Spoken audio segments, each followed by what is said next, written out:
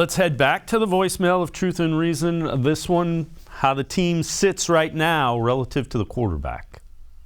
Yeah, I think what everybody's failing to realize, at least from where I stand, is that our team, minus a true number one wide receiver and a quarterback, minus that receiver, we are built to win now, the immediate future, and they are setting us up to be able to sustain that for years to come. But without good quarterback play, we can't run the ball. Without good quarterback play, we can't get out of the AFC North with this blitz-heavy systems that these teams are throwing at us. We have to have somebody that can make decisions, and we are selling ourselves short by thinking that Marcus Mariota is what we should shoot for. We should be thinking Brett Favre. We should be thinking Russell Wilson. These players are going to want to come to a team that is ready to win and is built to win and that has a really good defense.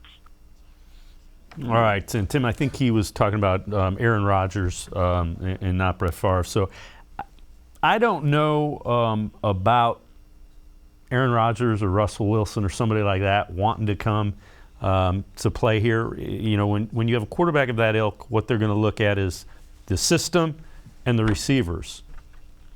Right now, if I'm a quarterback, I'm not jumping up and down to run and put on one of those orange helmets and play with the current receiving core and in the current system. No, I'm with you 100%, and that's the biggest reason why I've said before they need to not just attack receiver in the draft. I think it's a double dip off season. You got to get one in free agency, and you got to get one high in the draft. It doesn't necessarily need to be with the first round pick, but you need to get one within the first two. You just simply have to. I mean, I look at what the Cincinnati Bengals have, and I even tweeted the same thing on Twitter, is Joe Burrow is outstanding. There's no question about it. But you look at his receivers. He's got already one of the best receivers in football in Jamar Chase. You got T. Higgins, who is kind of a borderline 1-2 guy for me. And you got Tyler Boyd, who might be one of the best number 3 receivers in football. Plus a pretty solid tight end in C.J. Uzomah and a running back in Joe Mixon who can be dangerous catching the ball out of the backfield. That's elite skill. And in a passing game, you need to have skill at the receiver position. You need to have elite playmakers there.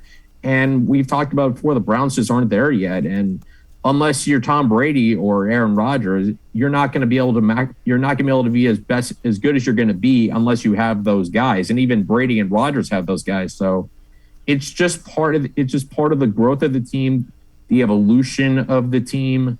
And I mean, again, you got to have guys that can make plays when the quarterback's not at his best to be able to succeed. And that, I think, was also a big reason of the struggles on offense with Baker injured. He was limited, so you would have hoped the receivers could step up, but they really never did.